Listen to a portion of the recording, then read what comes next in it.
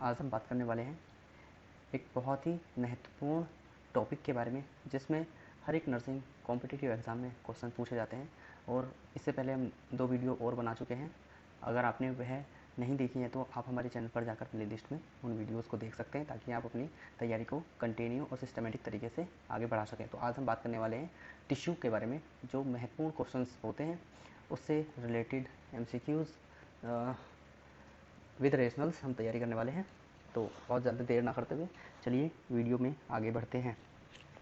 तो हम बात करने वाले नेक्स्ट क्वेश्चन 37 पर, which of the following is a example of tissue. निम्न में से कौन सा टिश्यू का एग्जाम्पल है? Brain, liver, blood, stomach. तो कमेंट बॉक्स में आप लिखते रहिए। तो brain, liver, blood and stomach. तो आपको पता है ब्रेन एक ऑर्गन है, लीवर ऑर्गन है, स्टमक भी एक ऑर्गन है और ब्लड एक कनेक्टिव टिश्यू है।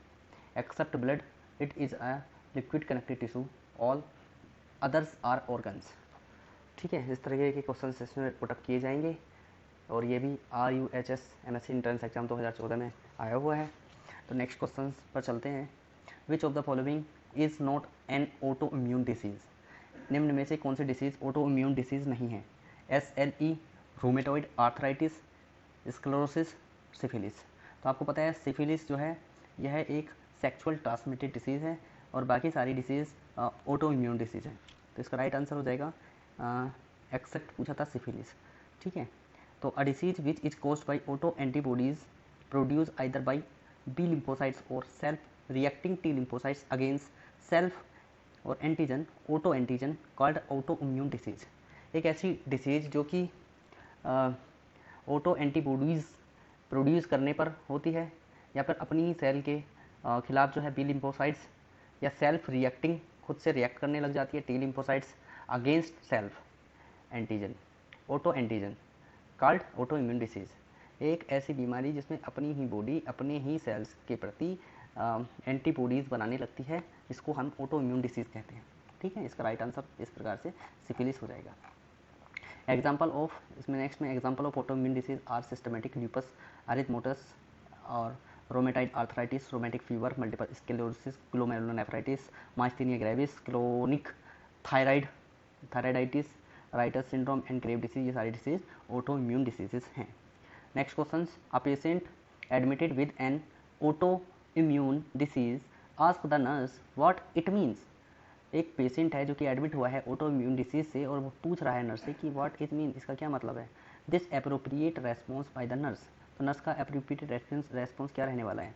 Immune sales produce so many antibodies, immune cells grow and multiply two rapidly, immune cells are not produced in sufficient amount, immune cells are unable to distinguish between self and not self। हमारा immune cells जो है यह enable नहीं कर पाता कि हमारी body की सेल्फ और नॉट सेल्फ जो है एंटीजन कौन सा है। तो यही ऑटो इम्यून डिसीज़ है, जैसे कि हमने भी पीछे डिस्कस किया था। तो इसका राइट आंसर होने वाला है डी। ऑटो इम्यून डिसीज़ जो है immune cells are unable to distinguish self and not self. The main features क्या हैं SLE के? तो आपको पता होगा SLE एक ऑटो इम्यून डिसीज़ है और इसमें जो है रेड रेसेस ओवर चीक्स देखने को मिलते हैं और भी इसके सिम्टम आप देख सकते हैं। Systematic lupus erythematous is a chronic auto immune disease of connective tissue involving multiple organ and system. It name is derived from the characteristic erythematous. Erythematous का मतलब होता है रेड। रेड बोले तो बटरफ्लाई रेसेस इसमें देखने को मिलते हैं over nose and cheeks. and this disease is most prevalent in women, ratio of 8:1, especially during child bearing age। आपको पता होगा कि जब कोई महिला प्रेग्नेंट होती है तब उसमें ये देखने को मिलता है साइन, इस तरीके का साइन होता है। Next question, SLE is a disease of bone connective tissue erythrocytes and joints. तो SLE सिस्टेमेटिक ल्यूपस एरिथेमेटस, जैसे कि इसका नाम से ही एरिथेमेटस लिखा है, तो एरिथ्रोसाइट्स और erythrocytes connective tissue, joints and bone. तो एरिथ्रोसाइट्स जो होती है वो ब्लड में पाई जाने वाला एरिथेमेटस जो है ब्लड में पाई जाती है और कनेक्टिव टिश्यू की डिसीज़ है। Which of the following is a classical syndrome of systematic lupus erythematosus. तो इसका fatigue and fever, weight loss, shortness of breathing, superficial lesion of over the cheeks and nose इसमें देखने को मिलेगा। तो इसका राइट आंसर हो जाएगा डी। जैसे कि हमने पता है कि रेडनेस देखने मिलती है, कहाँ पर देखने को मिलती है? चीक और नोज़ पर। ठीक है। Marfan syndrome is a disorder of, Marfan syndrome जो है यह भी एक कनेक्टिव टिश्यू का जो है डिसऑर्डर है। Marfan syndrome is an incurable hereditary degenerative disorder of connective tissue, bone, muscles and ligaments due to defect in fibrillin 1 gene. Fibrillin जो है 1 जीन जो है इसमें डिफेक्ट हो जाता है, जिसकी वजह से ये बोन, मसल्स और लिगामेंट्स जो है इसमें डीजनरेटिव मतलब फुल्ली मैच्योर नहीं हो पाते हैं ये, ठीक है। स्ट्रक्चर कंपाउज्ड ऑफ 2 और मोर टिश्यू इज कॉल्ड या टर्म्ड एज। आपको पता होगा कि टिश्यू जो है 2 और 2 से ज़्यादा टिश्यू मिलकर क्या बनाते हैं, एक ऑर्गन बनाते हैं। Body structure made up by 2 और more tissue that called contribute to perform some specific function called organ, ठीक है। तो इसका राइट आंसर हो जाएगा organ. Name of tissue which is widely and abundantly distributed in human body. तो यह question आपको बार बार पूछा जाता है कि मोस्ट अबेंडेंट टिश्यू कौन सा होगा, तो इसका राइट आंसर होने वाला है कनेक्टिव टिश्यू। कनेक्टिव टिश्यू जो है मोस्ट अबेंडेंट डिस्ट्रीब्यूटेड होता है हमारी बॉडी में, ठीक है। इसका राइट आंसर हो जाएगा option A, which of these are most abundant tissue in human body. Next question same है, कनेक्टिव टिश्यू अबेंडेंट टिश्यू है क्योंकि हमारी बॉडी में कनेक्टिव टिश्यू पूरी बॉडी में सबसे ज़्यादा पाया जाता है। Which type of epithelial tissue is composed of several layer of cells. तो इसमें पूछा जा रहा है कि which type of epithelial tissue, निम्न में से कौन सा एपिथेलियल टिश्यू सेवरल लेयर का बना होता है। सिंपल, स्ट्रेटिफाइड, स्क्यूमस और कोल्यूमिनार। तो आपको पता होगा कि सिंपल और स्ट्रेटिफाइड, सिंपल सिंगल लेयर का बना होता है और स्ट्रेटिफाइड को हम मल्टीपल लेयर का बना हुआ होता है, मल्टीपल लेयर का होता है, ठीक है। इसका राइट आंसर हो जाएगा stratified. Epithelial tissue with the multiple layer of cells called the stratified epithelium और लैमिनेटेड एपिथेलियम इसको हम कहते हैं। तो राइट आंसर हो जाएगा इसका C. Which of the following statement is true. निम्न में से कौन सी स्टेटमेंट ट्रू है। Squamous epithelial cells are cube shaped. तो यह स्क्यूमस तो स्क्यूमस शेप का ही रहेगा। Stratified epithelial consist of single layer. तो स्ट्रेटिफाइड जो है यह मल्टीपल लेयर का होता है। Stratified cuboidal epithelial has many layer of cells. तो यह बिल्कुल सही स्टेटमेंट है, स्ट्रेटिफाइड मल्टीपल लेयर का होगा। और simple columnar epithelial has flat scale like cells. तो ऐसा कुछ नहीं है, स्क्यूमस जो है फ्लैट लेयर का बना होता है, ठीक है। अब बात करने वाले हैं muscular tissue. The contractile protein in skeleton muscles is troponin, tactin, tropomyosin और एक्टिन। तो आपको पता होगा कि हमारी जो मसल्स होती है, मसल्स में कॉन्ट्रैक्टाइल प्रोटीन जो होती है वो एक्टिंग प्रोटीन्स होती हैं। तो इसका राइट आंसर वैसे डी होने वाला है। इसका रीजन पढ़ लेते हैं कि contractile protein in skeletal muscles are acting and myosin and regulatory protein are tropomyosin and troponin, ठीक है। ट्रोपोनिन का टेस्ट हम कराते हैं, आपको पता होगा रेगुलेटरी प्रोटीन है। कॉन्ट्रैक्टाइल प्रोटीन, हमारी बॉडी में जो मसल्स में 2 प्रकार की प्रोटीन पाई जाती है, एक कॉन्ट्रैक्टाइल प्रोटीन पाई जाती है और एक रेगुलेटरी प्रोटीन पाई जाती है। जो कॉन्ट्रैक्टाइल प्रोटीन होती हैं वो एक्टिन और मायोसिन होती हैं और रेगुलेटरी प्रोटीन जो होती हैं ट्रोपोनिन और ट्रोपोमायोसिन होती हैं। तो आप यहाँ याद कर सकते हैं मायोसिन और मायोसिन, इसमें एक्टिन और मायोसिन होती है और यह ट्रोपोमायोसिन होती है और ट्रोपोनिन, ये दोनों टी हैं रेगुलेटरी, ये रेगुलेटरी होती हैं और ये कॉन्ट्रैक्टाइल होती हैं, एक्टिन और मायोसिन, ठीक है। Thick filaments are made up of, जो थिक फिलामेंट्स होता है इन प्रोटीन का वह बना होता है myosin and thin filament are made up of actin, troponin and tropomyosin, ठीक है। तो थिक फिलामेंट्स ओनली मायोसिन का बना होता है, बाकी जो है बहुत पतला जो फिलामेंट बना होता है वो एक्टिन, ट्रोपोनिन और ट्रोपोमायोसिन का बना होता है। अब नेक्स्ट क्वेश्चन की तरफ चलते हैं। तो ये हमारा 50 क्वेश्चन है इस सीरीज़ का। तो tropomyosin is muscle fibre is a protein. तो जैसे कि हमने पढ़ा है ऊपर कि ट्रोपोमायोसिन और ट्रोपोनिन और ट्रोपोमायोसिन जो है रेगुलेटरी प्रोटीन होती है। तो इसका राइट आंसर होने वाला है रेगुलेटरी प्रोटीन। और कॉन्ट्रैक्टाइल प्रोटीन जो होने वाली है एक्टिन और मायोसिन होने वाली है, ठीक है। स्ट्रक्चरल और एनकोरिंग प्रोटीन ऐसा कुछ इसमें नहीं, इससे रिलेटेड नहीं है। तो skeletal muscles under the microscope, जो स्केलेटल मसल्स है under microscope have cross striation formed by dark and light bands. The dark bands are formed by the protein actin, myosin, कोरोनिन या मायोसिन, माइसियम, सॉरी ये माइसियम लिखा है और मायोसिन। तो आपने ऊपर पढ़ा है कि जो है स्केलेटल मसल में माइक्रोस्कोप में अगर आप स्टडी करेंगे तो इसमें जो डार्क एंड लाइट बैंड्स होते हैं वो किसके बने होते हैं, ठीक है। तो वह मायोसिन के बने होते हैं। Immediate source of energy for the muscles contraction is, immediate source of energy का क्या है मसल्स में कॉन्ट्रैक्शन करने के लिए। तो यह है एडिनोसिन ट्राइफॉस्फेट, ATP। ATP एक सोर्स है, immediate source of energy of muscles contraction, ठीक है। ये सब प्रोटीन्स हैं लेकिन ये एक एनर्जी का सोर्स होता है। Sarcomere refer to what portion of myofibril between. तो सार्कोमियर जो होते हैं, sarcomere refer to the portion of myofibrillae between.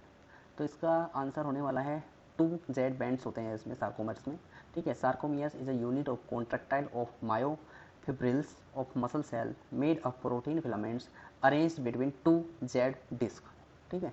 सार्कोमेयर्स एक ऐसी यूनिट है जो कॉन्ट्रैक्ट कराती है ऑफ मायोफिब्रिल्स मसल्स की सेल्स को, made up of protein filaments arrange between, ऐसे प्रोटीन फिलामेंट्स जो कि दो जेड डिस्क के बीच में अरेंज होते हैं।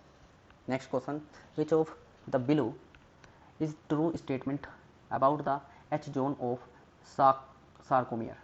Which of the following statement is about the Z zone of sarcomeres? It contains thin filament only, it contains thick and thin filaments lying side by side, it is devoid of thick or thin filaments, it contains thick filament only। तो यह Z zone जो होता है sarcomere का, इसमें जो है thick filaments पाया जाता है only. What is the main source of energy of cardiac muscles? आपको पता होगा कार्डियक मसल्स का मेन सोर्स जो होता है एनर्जी का वो फैटी एसिड होता है, फैटी एसिड होता है, ठीक है। तो इसका आंसर हो जाएगा फैट। तो fatty acid are the heart main source of fuel. All those ketone bodies and lactate are serve as fuel of heart muscles। Ketone bodies भी और लैक्टेट जो है वो सर्व करती हैं fuel to the heart muscles, लेकिन जो है हार्ट की मेन सोर्स जो फ्यूल का है वो फैटी एसिड ही है। इनफैक्ट हार्ट मसल्स कंज्यूम करती है acetoacetate in preference to glucose. There is no glycogen store in to the heart muscles, ठीक है। When a muscles relax which of the following occurs? जब एक muscles relax होती है तो इनमें से क्या होता है? All the ATP is used up, all acting binding sites are saturated, the nerve stimulation is forceful, the nerve stimulation is removed. तो जब भी मसल्स रिलैक्स होंगी तो नर्व स्टिमुलेशन जो है वह रिमूव्ड हो जाएगा, ठीक है। टाइप ऑफ मसल्स होती हैं हमारी स्ट्रेटिफाइड होती हैं, कार्डिक होती है और नॉन स्ट्रिएटेड होती हैं, ठीक है। तो ये इसका राइट आंसर होने वाला है, ये तीनों टाइप ही मसल्स के, ठीक है। तो इसका राइट आंसर हो जाएगा all. On the basis of histology structure muscles tissue in human body divided into 3 types like smooth muscles, smooth मतलब नॉन स्ट्रिएटेड, एंड स्केलेटेड मसल्स मतलब स्ट्रिएटेड, और कार्डियक मसल्स, ठीक है। Next question, largest smooth muscles of body. Largest smooth muscles हमारी body में femur नहीं है, humerus नहीं है, स्केपुला नहीं है, स्टमक इसका राइट आंसर है, ठीक है। राइट आंसर होने वाला स्टमक। तो muscle tissue that leak cross striation on the fibres and work voluntary. तो आपको यहाँ पर ये बात ध्यान रखनी है कि जो मसल्स होती हैं वॉलेंटरी मसल्स होती हैं उन्हीं को हम स्मूथ मसल्स कहते हैं। ये स्मूथ मसल्स वॉलेंटरीली काम करती हैं। It found principally in visceral organ. Visceral बोले तो अंदर वाले ऑर्गन जो हमारी बॉडी में डीपली प्रेजेंट होते हैं, जैसे कि stomach, liver, intestine, urinary bladder, uterus, ETC।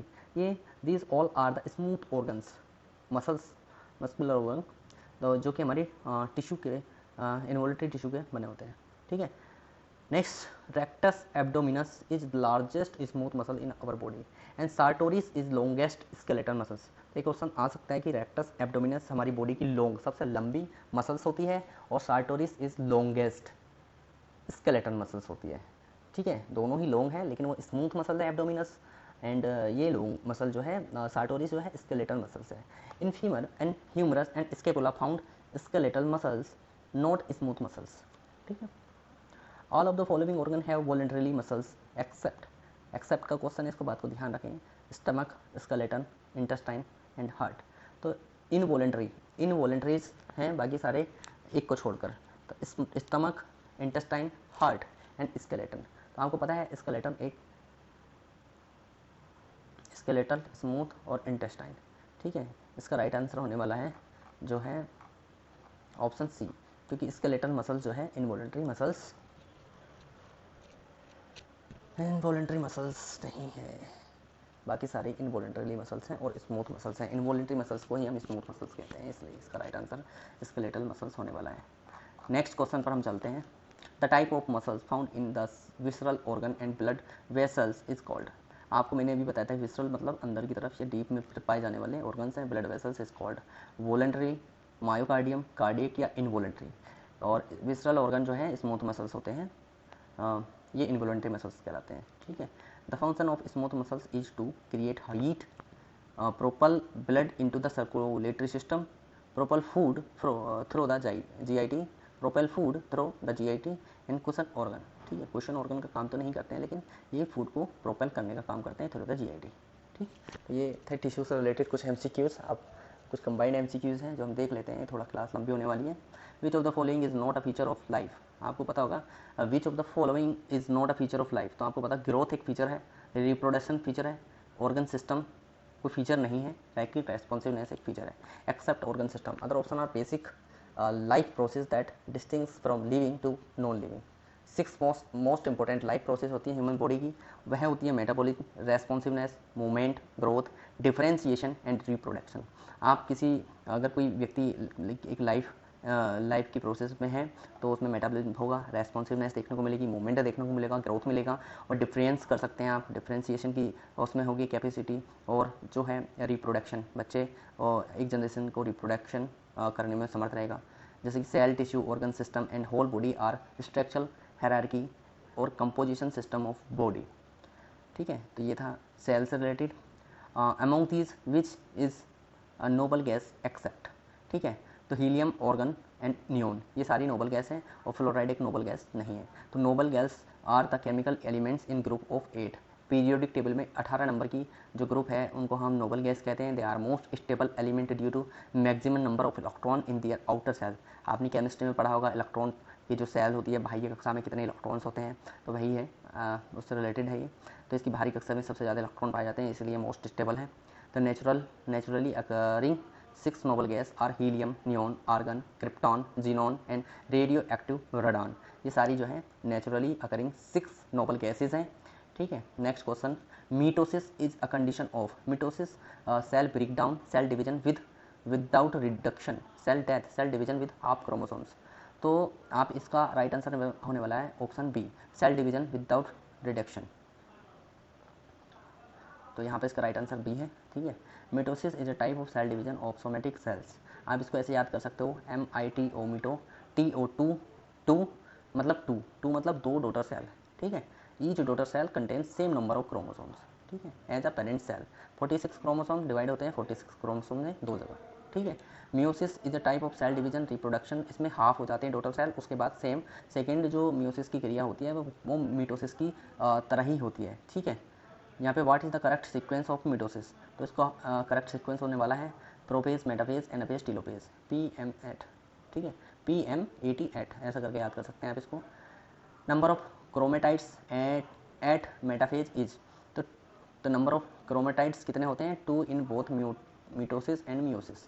ठीक है, out of the chemical force और bound listed below the longest one is, तो आप केमिकल फोर्स देख सकते हैं, out of the chemical force और bond listed below the strongest one is van der Waals, dipoles, covalent, hydrophobic.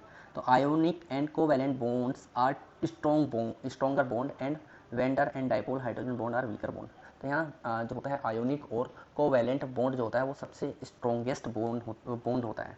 ठीक है, an energy consuming process by which cells of human body absorb molecules, एक ऐसी energy consuming process by which cell of human body absorb molecules such as the engulfing them is called, तो इसको हम कहते हैं endocytosis.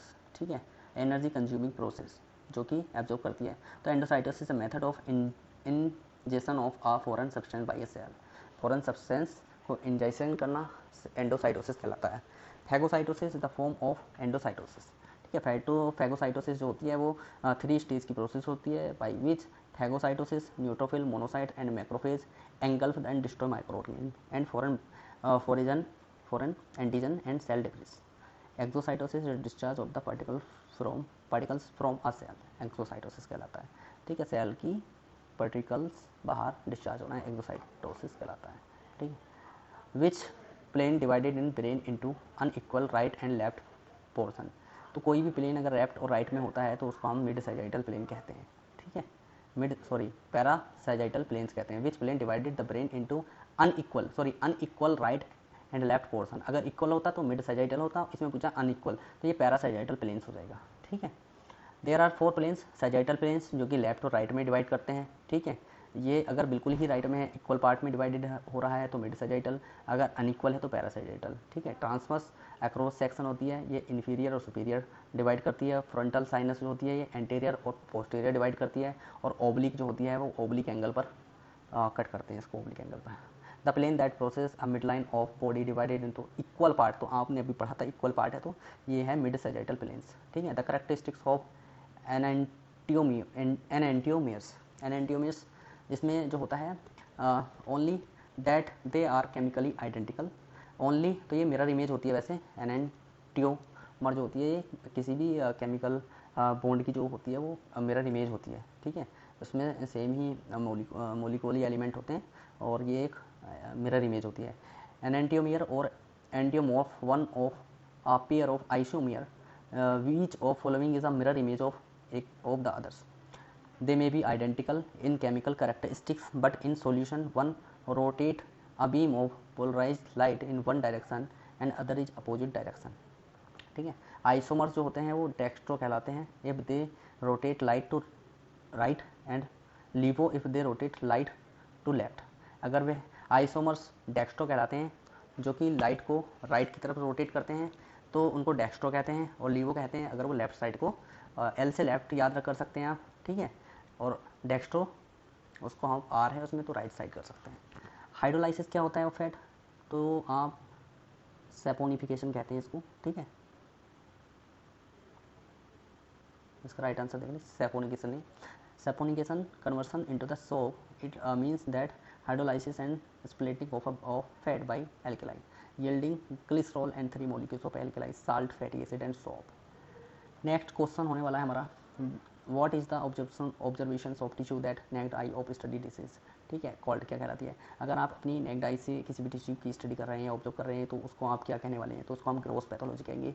ठीक है, microbiology अगर होगी तो हम उसको दूरबीन की सहायता से देखेंगे। अगर आप नग्न आंखों से देख रहे हैं इसको gross pathology means microscopic manifestation of disease in organ and tissue that can be seen by naked eyes, example a malignant tumour. Clinical pathology means a pathology that use clinical analysis and other laboratory procedure in the diagnostic and treatment of disease. Experimental pathology means study of disease include artificially and intentionally, especially in animals. Experimental pathology कहलाता है। Molecular pathology means the study of the pathological effect of specific molecules. Next question, biological barriers include all except, तो ये होने वाला biological barriers include all except। ठीक है, accept का question है, सारे बायोलॉजिकल बैरियर हैं जैसे कि capillary wall, renal cell membrane और प्लेसेंटा। तो रेनल ट्यूब्यूल्स जो है वह कोई बायोलॉजिकल बैरियर नहीं है। आपको बता दें, what kind of substance can not permit the membrane by passive diffusion. निम्न में से कौन सा सब्सटेंस परमिट करता है पैसिव डिफ्यूजन के लिए, क्या नहीं करता है, सॉरी। तो यहाँ पर lipid solution, non ionised hydrophobic substance या हाइड्रोफिलिक सब्सटेंस। राइट आंसर होने वाला है hydrophilic substance. A simple diffusion is an example of passive diffusion. Solute और substance move across a membrane without energy. Simple diffusion में कोई energy की जरूरत नहीं होती है। Non polar have no charge. Hydrophobic मतलब पानी जैसे, SO2, CO2, fatty acid, fat soluble vitamin, nitrogen move across from lipid bilayer of cell membrane through the process of simple diffusion. ठीक है, hydrophilic substance will not be able to pass through cell membrane. Hydrophilic substance not able to pass through cell membrane by simple diffusion. It may require transport protein, carrier proteins हम इसको कह सकते हैं। Black and decomposing tissue that is devoid of blood circulation is known as black and decomposed tissue क्या कहलाता है।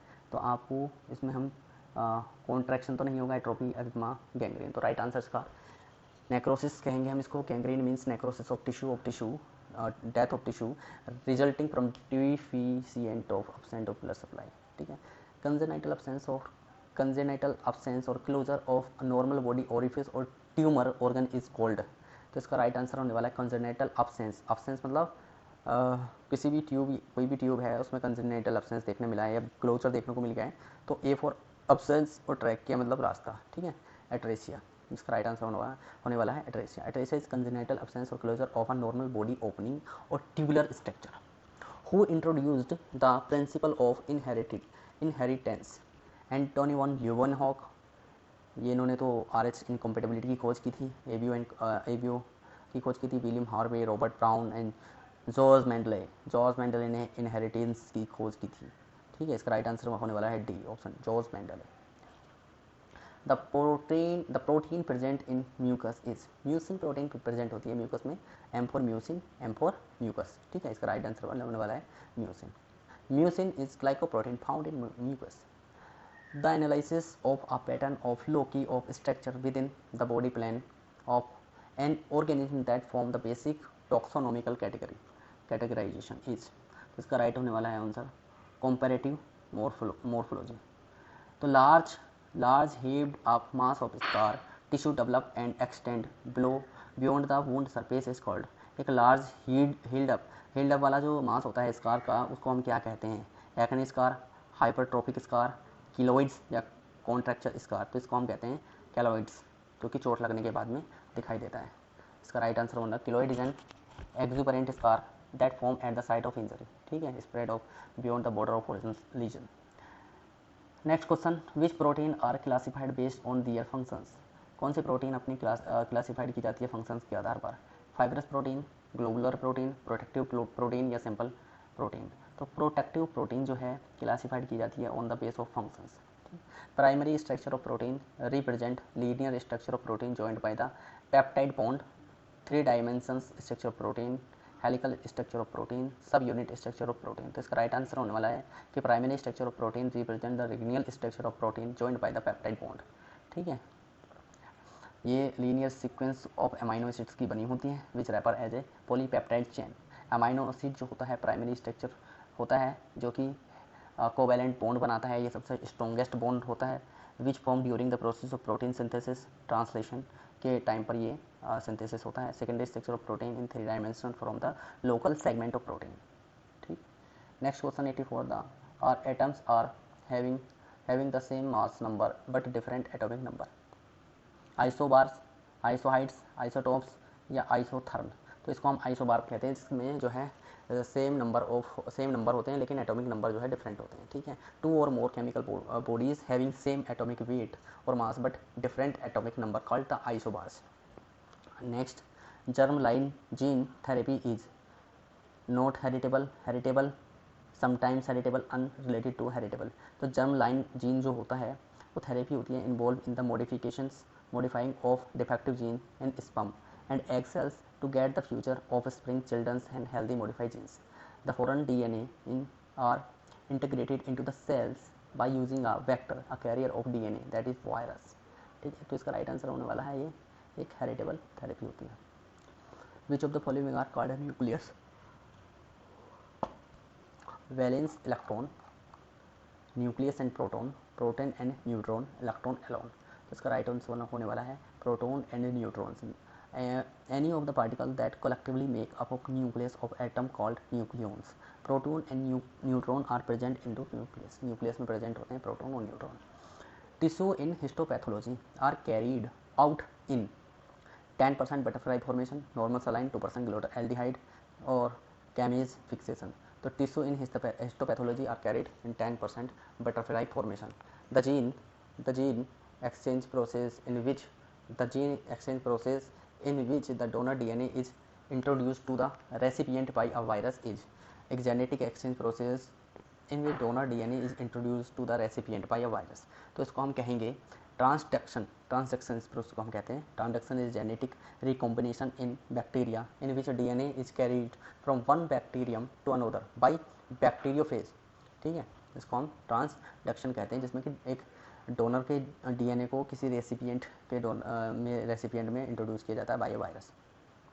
The activation of caspase is liked to lead to apoptosis cell death, blood coagulation, mitotic cell division GI और S phase cell division. तो activation of caspase जो होती है वह likely lead करती है एपोप्टोसिस को, और एपोप्टोसिस होती है एक नेचुरली सेल डेथ। कैस्पेज एक प्रोटीन है जो कि रेगुलेट करती है प्रोग्राम्ड सेल डेथ को, एपोप्टोसिस कहते हैं इसको। ठीक है, pyknosis is characterise by nuclear अच्छा, न्यूक्लियस श्रिंकिंग इसको कहते हैं, पिक्नोसिस को। The degeneration of cell in which the cells rank and size and chromatin condense to the solid structure mass called pyknosis. Pyknosis मतलब thickness. The right answer nucleus shrinking. तो ये था हमारी पूरी यूनिट जो कि हमने 3 वीडियोज़ के माध्यम से कंप्लीट की है। इसके बाद हम नेक्स्ट क्लास में बात करने वाले हैं ब्लड और ब्लड से रिलेटेड एमसीक्यूज़ के बारे में। आई होप आपको पसंद आया होगा। थैंक यू, और लाइक कमेंट और शेयर करके हमारा हौसला बढ़ाएं और ऐसे ही हमें मोटिवेट करते रहें। Thank you very much. बने रहिए हमारे साथ वीडियो के माध्यम से, और आप ऐसे ही अपने एग्ज़ाम की तैयारी करते रहिए। Thank you.